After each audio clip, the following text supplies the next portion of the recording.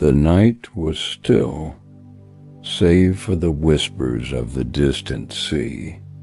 The wind brushed the face of the sands as if searching for something lost long ago. In the distance, a small fire flickered, its light dancing on the faces of men who knew no sleep. Their faces were harsh, etched with lines of cold and war. Men from the north, they carried their axes as a poet carries his pen, as if iron were their first language. At their forefront stood a man, unwavering, unshaken by the storm, unafraid of the night. His eyes were blue like the ice of dawn, silent, yet speaking volumes. That man was Harald Hardrada, the last Viking king. This is the story of a man who lived between two eras. An era when fire was sacred, swords spoke, and the gods listened, and a new era dawning, with no place for those who fought for glory alone. This is not merely the tale of a king, but the tale of a man who defied oblivion, who refused to let his voice be silenced, even when fate overcame him. In the far north of the earth, where the mountain meets the snow and the lakes sleep beneath a blanket of silence, Harald Sigurdsson was born. It was in a year that left only one thing in people's memory, the sound of the wind screaming in the mountains. Those who witnessed that night said the sky was furious. Snow fell like swords, and thunder split the darkness like a prophecy. At dawn, as the storm subsided, an elder from the village emerged and said, "A child was born today who will change the face of the North forever." Harald grew up in a household that knew war more than peace. His older brother, King Olaf II, was a devout man striving to unite Norway under the banner of the new religion. But Harald believed that faith could not thrive in weak hearts, and that strength alone preserved what was right. From a young age, his gaze was different, as if he were born to be a soldier in a war that had not yet begun. When he first held the sword, his hand did not tremble, as if the iron had been waiting for him all along. In his childhood, he heard tales of fallen kings and knights betrayed by their allies. He would say to himself, "I will not be one of them. I will not be defeated as they were." As he grew older, he witnessed with his own eyes the fall of King Olaf and the crumbling of the kingdom he had dreamed of. On that day, everything changed. He saw the blood, the betrayal, the end approaching all he held dear. Then he decided to leave. Yet his departure was not a retreat, but a promise to return. On a cold, gray morning, Harald stood upon a cliff overlooking the sea. He gazed at the horizon and said in silence, "One day I will return, and I will reclaim all that was lost." Then he journeyed forth into exile to a land unknown to any, where the boy from the north would begin a transformation into a legend told even 1,000 years later. The sea before him lies calm on the surface, hiding in its depths all that remains unspoken by people. Its waves stretch like an endless road, calling him forward while frightening him all the same. Harald boarded the ship with a small group of his most loyal men. They stood silent, gazing at the horizon, each carrying the ache of a lost homeland and the memory of a fallen king. They spoke little, for among Vikings, silence is a language of grief and dignity. As the ship drifted from shore, Harald raised his eyes to the distant snow-capped mountains. His homeland faded gradually behind the mist, as if closing its gates to him forever. He whispered to himself, "I will not forget even if the entire world disappears beyond the sea." The days passed slowly. The sun offered no warmth, the rain never ceased, and the wind screamed as if reminding them of what they'd left behind. But within Harald burned an unquenchable fire. Each wave that struck the ship reminded him of his vow and strengthened his resolve to return one day, stronger than before. He reached foreign lands, cities unknown to him, and languages he'd never heard. The world was vast, yet as cold as the sea. From Norway to Rust and to Constantinople, the city shimmering under a golden sun like a dream. In that great city, Harald found his new destiny. He joined the Varangian Guard, an army of northern warriors, serving the Byzantine emperor for gold and glory. They were an elite force, protectors of the throne, who fought without mercy. Among their ranks, Harald proved he was no mere mercenary seeking wealth, but a warrior reborn in every battle. He fought in the east, along the Black Sea, and in lands he'd never known. In every land he'd tread, he left behind his mark a corpse or a tale of his courage. Some soldiers said of him, "When he enters battle, death itself fears to approach him." Yet despite all victories, his heart knew no peace.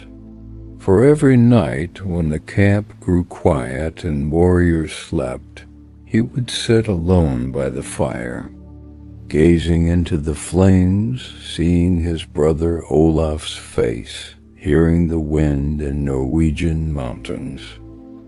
Harald wasn't running from the past. He was gathering strength to return to it. He knew time shows no mercy to those who forget their promises. Thus, after years of fighting, he became wealthy, powerful, and feared. But he knew the glory forged in foreign lands could never match the glory awaiting him in his homeland. One night in Constantinople, as the city slept under moonlight, Harald stood on a high balcony overlooking the Black Sea and said in deepest silence, "Gold is plentiful, but a crown cannot be bought." From that moment, the thought of return began growing in his heart once more. He knew the time approached, and the prophecy born with him remained unfulfilled. The sea had returned, but this time it was not the sea of exile, but the sea of homecoming. The wind that once pushed him away from his homeland now carried him toward it, as if it knew the way. Harald had changed. He was no longer that angry youth who had left his land. The years he had spent fighting had tempered his heart like iron refined in fire. He had become calmer but more dangerous, and his silence had become deeper than any words that could be spoken. As the ships approached the shores of Norway, dawn crept over the snow-capped mountains. Those very mountains that had witnessed his birth were now waiting for him again. But they did not know that the one approaching was no longer the boy of the north, but a man transformed into a legend. The ships entered the harbor in silence. There were no crowns to welcome them, no banners raised high, for the land was divided, torn between warring lords and a lost people who knew not where their allegiance lay. Kings died, kingdoms changed, and hearts trusted no one. On that cold land, Harald stood before his men and said in a low yet resolute voice, "I will not fight for revenge, but for the North to reclaim its glory." He began gathering allies, one step at a time. Victory was not swift, nor was the path easy. But he knew that strength comes not from numbers, but from determination. In every village he entered, people looked at him in astonishment. They had heard stories about him, of the prince who returned from Byzantium with untold wealth, of the warrior who never lost a battle, and of the man said to have been born from the storm. Those stories were enough to rekindle hope in their hearts. And while his rivals quarreled over land and gold, Harald gained something priceless, the loyalty of the people. Long months passed, and his small movement grew into a full-fledged army, then into a revolution that struck fear in all who heard its name. On a cloudy morning, as winds swept across the plains, his armies clashed with his rivals in a fierce battle. The ground trembled under the clash of swords, and the air filled with the scent of iron. Yet amid the chaos, Harald fought with a strange calmness, as if he were part of the battle itself, not merely its commander. He did not scream, nor did he fear. He would strike, then pause briefly, looking around as if listening to a voice only he could hear. When the fighting ended, he was the one left standing. Blood stained his armor, and the gray sky above seemed to wait for him to speak. Slowly he raised his sword, then plunged it into the ground and said, "I have returned." From that moment on, no one doubted that he was the true king. He was crowned King of Norway, as promised in the prophecy of his childhood, and the land spoke his name, Harald Hardrada, the last king of the north.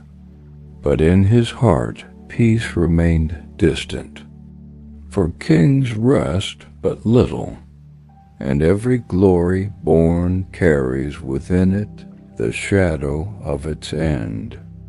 Sitting on the throne was not the end of the journey, but rather a new beginning.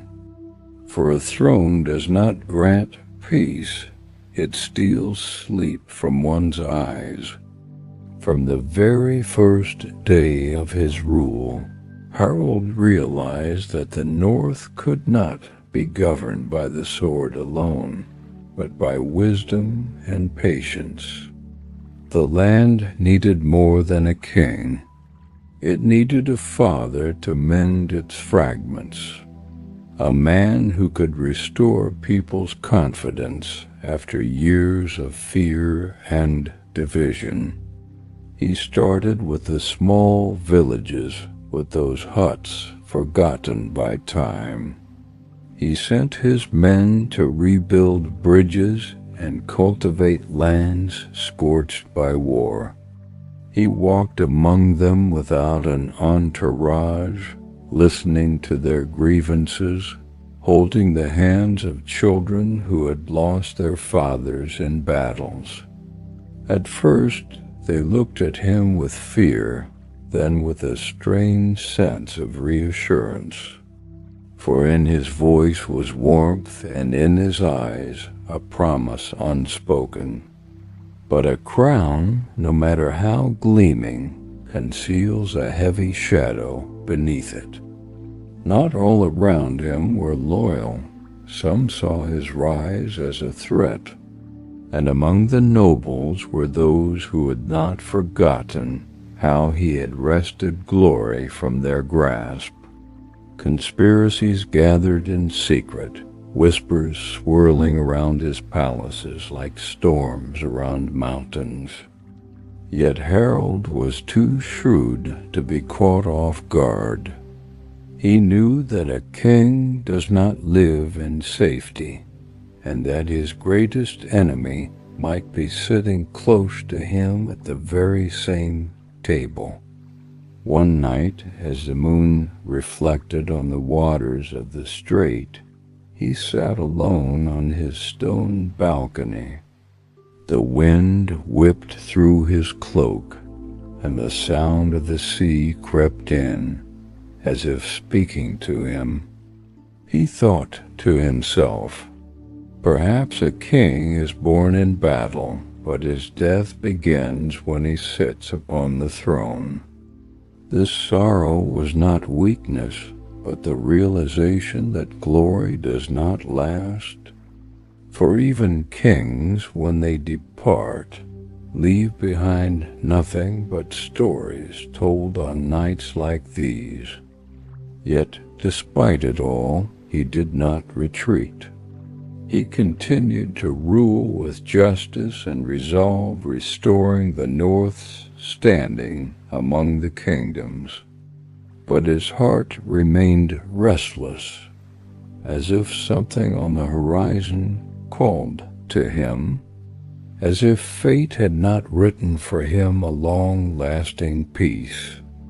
And in those days, letters reached him from the south, from distant England, where another king laid claim to land and crown.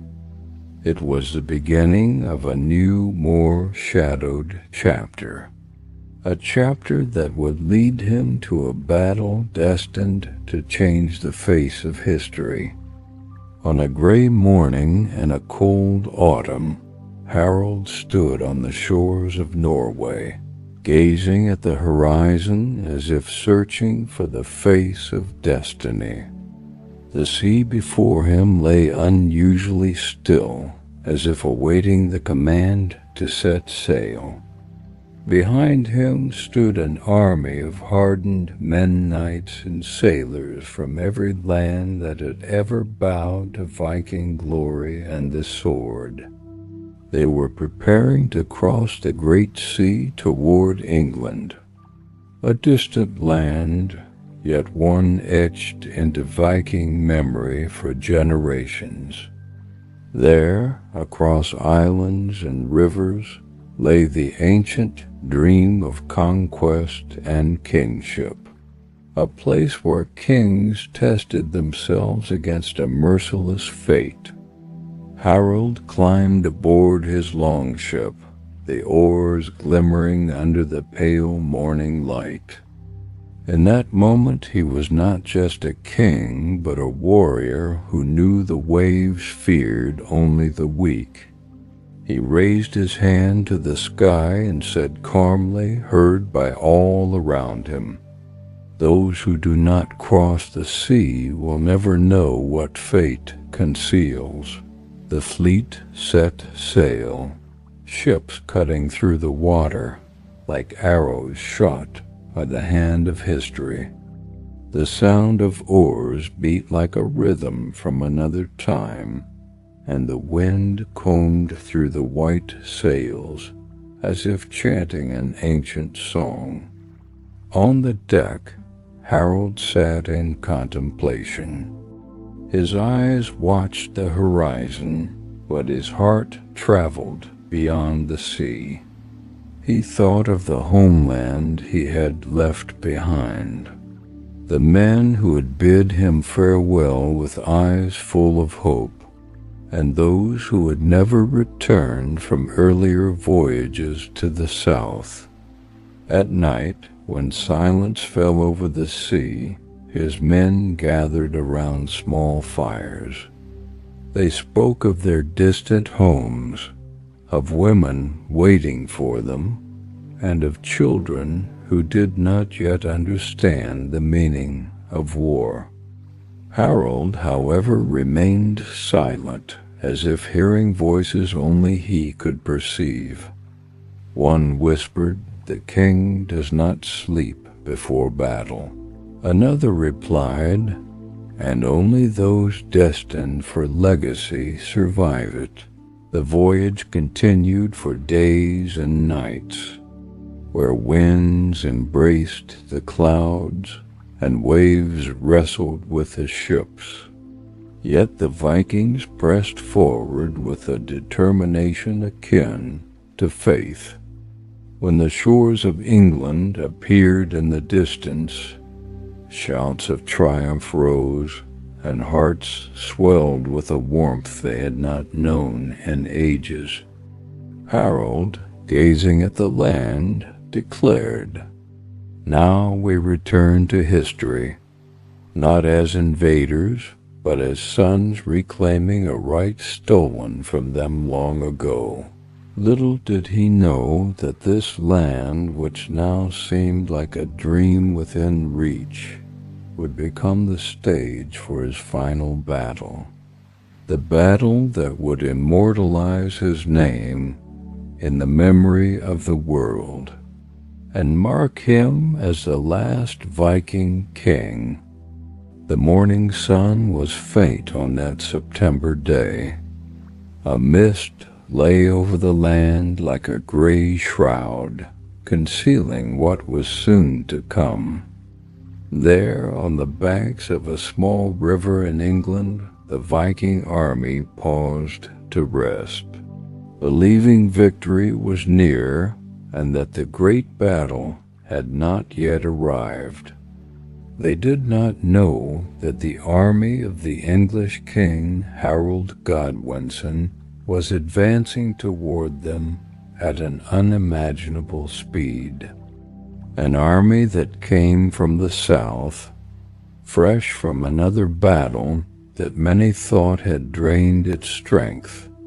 Yet human will sometimes surpasses the limits of the body. At that moment, birds soared above the narrow wooden bridge, as if witnessing fate preparing to write a new line in history. Harald Hardrada stood among his men, his armor gleaming under the overcast light, his calm voice cutting through the surrounding noise.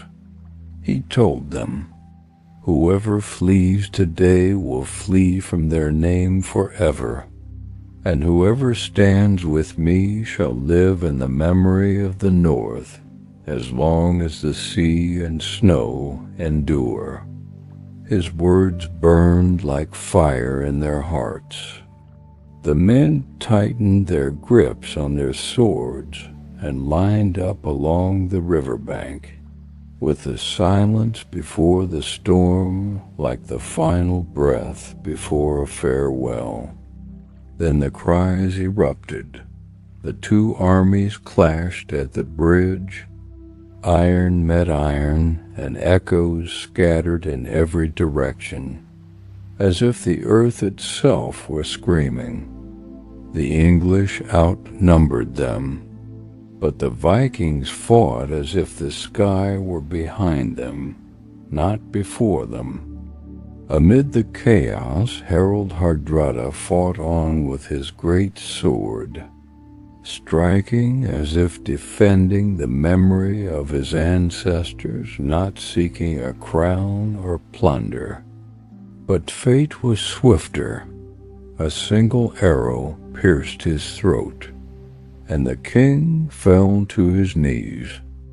Silence returned as it had begun, quiet, heavy, broken only by the sound of the wind. When the battle ended, the sun disappeared behind the clouds, and the bridge remained covered with bodies that no longer knew allegiance, Vikings and English alike, as if death had united them under a single banner that knew no enmity. One of his men approached, knelt beside him, placed the king's sword on his chest, and said in a trembling voice, "He crossed the sea, and now he has crossed beyond it." That was the end of Harald Hardrada, the last Viking king, and perhaps the first to understand that true glory lies not in victory, but in remaining standing when everything else falls. The days passed slowly over that land where the blood of kings had flowed.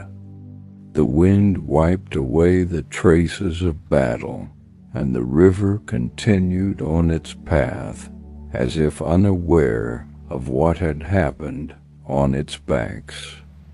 But memory, like the sea, does not forget those who crossed it. After the death of Harald Hardrada, the North was never the same again. No Viking banner was raised anew, nor did their ships sail westward as in the old days. It was as if the sea itself had declared mourning, growing quieter, more sorrowful, and the men born after him spoke of him as one recounts a dream, the dream of a king whom none could defeat except fate. In Norway, poets sat in stone halls, chanting verses of him by torchlight, telling of his courage, his silence before battle, and his final gaze a gaze that held both the sea and the sky at once. One of them once said, "The king has died, but the echo of his footsteps remains upon the snow, and those who listen closely on long winter nights may hear his voice returning from afar." This was not mere imagination, for every nation knows that there are men who do not depart when they die, but instead dissolve into its soil, its songs, and its stories told on nights like these. His name continued to echo in villages and towns, and in the books written by monks decades after his passing. They wrote, "Here ended the age of the Vikings, and here began the era of kings who ruled by word, not by sword. Yet in the depths of the northern sea, mysterious sounds still linger, like oars striking water from a distant time, and the echo of an ancient song whose origin no one knows." Perhaps this was his true legacy, that his story remains alive, told on quiet nights when the world sleeps, reminding us that strength lies not in victory, but in remaining faithful to what you believe until the very end. And so the tale of Harald Hardrada ends, the last Viking king, and perhaps the first to understand that glory is not worn upon the head, but carried in the heart. Thus the page of the last king was turned, yet the echo of his name still traverses time, like the cold wind crossing the North Sea. We may not hear his voice today, but something of him resides in all who seek glory, not by the sword, but by perseverance, and not by the throne, but by faith in what they do. This was the story of Harald Hardrada, the king whose era ended yet whose legacy remains. If this journey through history has moved you, give it a longer life with your interaction.